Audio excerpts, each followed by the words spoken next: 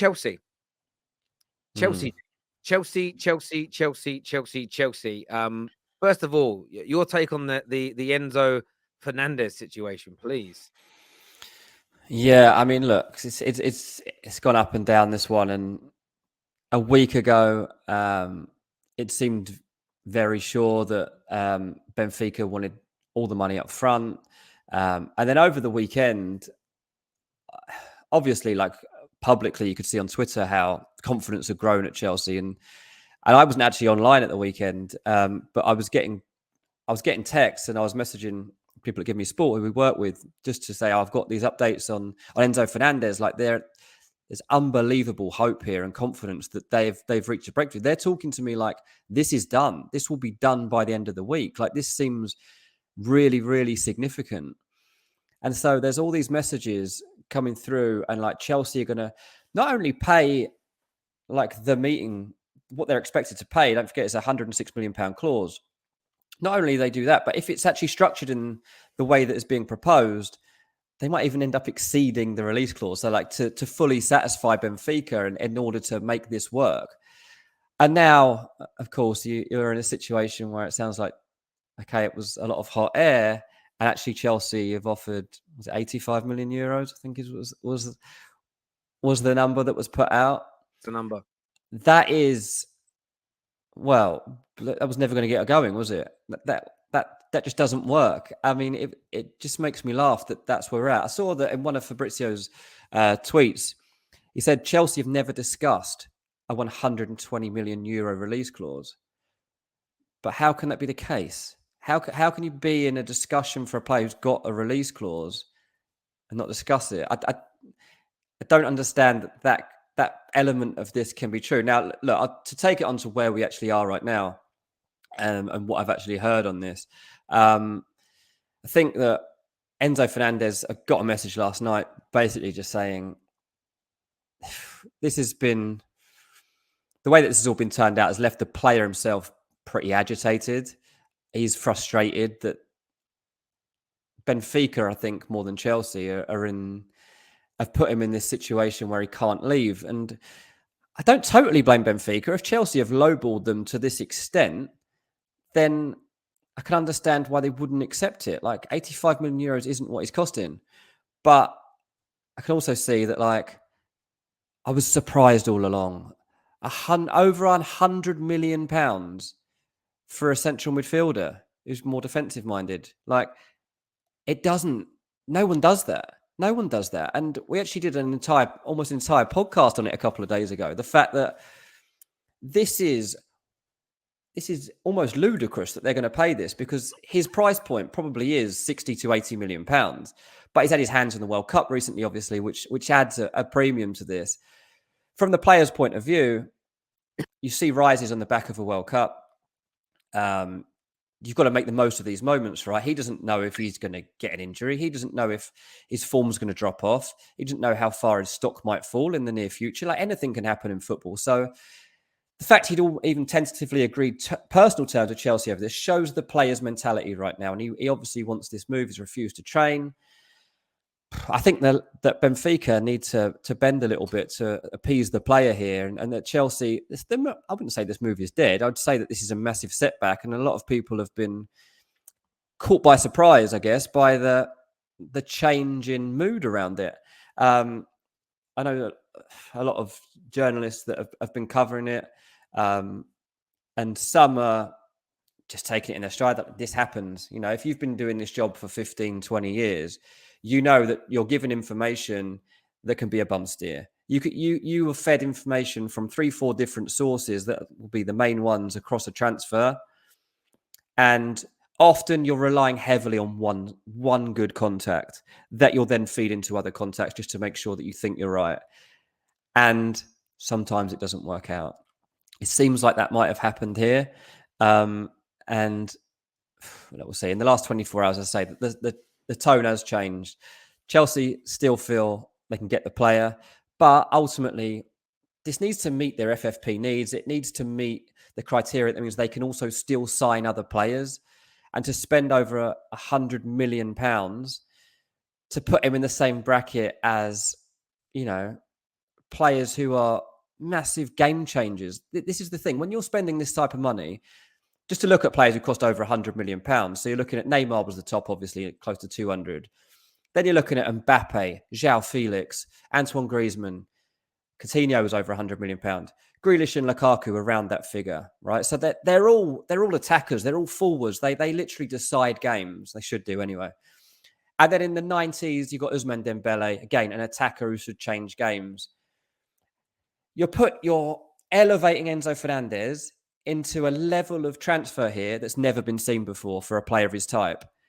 And it's a massive punt. If Chelsea are willing to go that far, that is huge.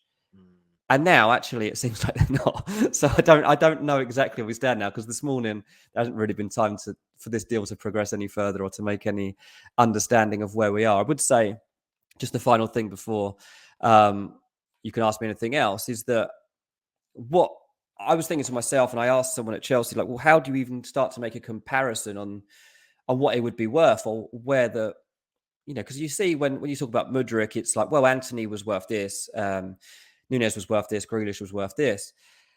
And the case that was put to me was, well, look at Aurelien Tchouameni, right? He moved for 70, I think it was about £70 million. And he's about the closest you could get to making a comparison in terms of age, in terms of value, in terms of talent.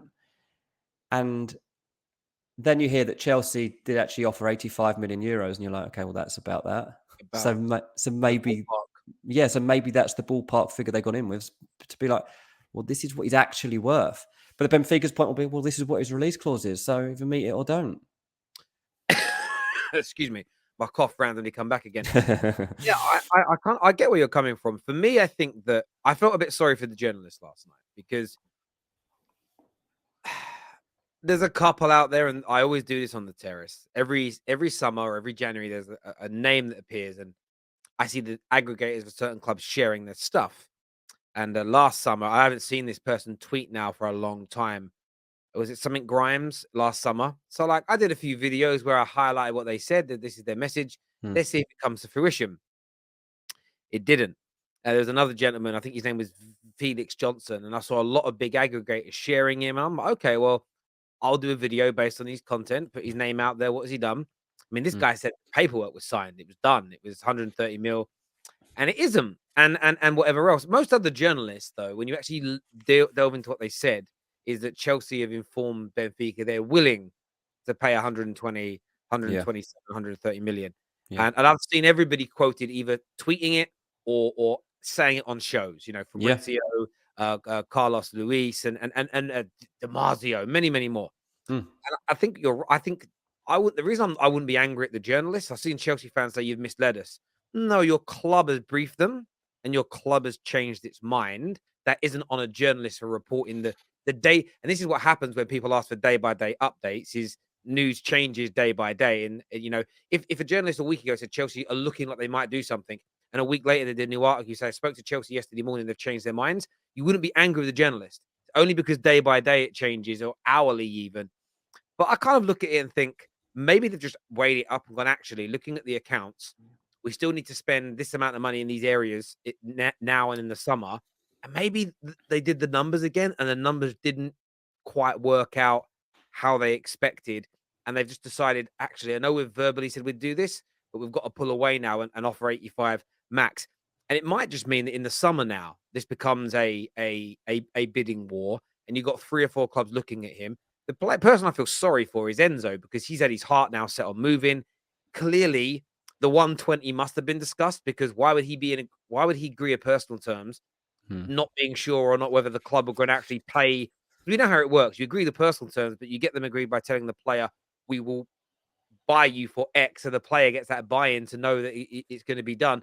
If they told Enzo, look, we're going to bid about 80 million for you and see what happens, he'd probably say, well, come speak to me when that's done then, because they've already said they're not going to accept anything under 120. So, it's a very confusing situation. But it doesn't look like Chelsea have pulled out last minute to me, looking at it.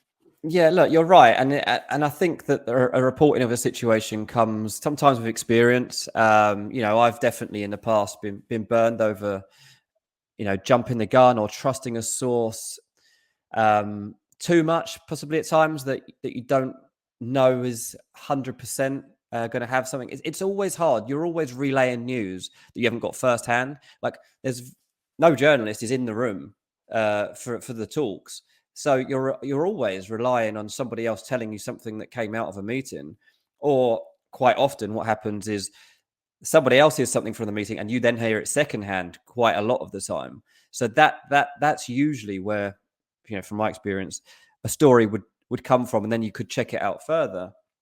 And I think that, look, there's been times I've been burned on it. There's also been times when I remember when United struck a deal for Harry Maguire, and I was in America at the time, and I got a text, and I got some good information on it. It was done. It was a week before it was actually announced, and I just tweeted it, and it was I got loads and loads, hundreds of replies started coming in, and I was like, "Oh, this wasn't out there, was it?" And I kind of had assumed, because the tone of the text that had been sent to me at that moment, I'd assumed that everyone else already knew this, and that I was probably following up a breaking news story rather than actually breaking the news. Yeah. Anyway, Man United weren't particularly happy about it. They said it wasn't true. I got a few messages from someone there, and it turned out to be bang on. So I was fine. And it looked good, and like everyone was okay with it in the end because it happened. But it wouldn't have taken a lot at that moment for something else to fall through in that moment, and that deal didn't go through a week later, and me to get all the abuse that I'm sure some Chelsea reporters are getting around this now.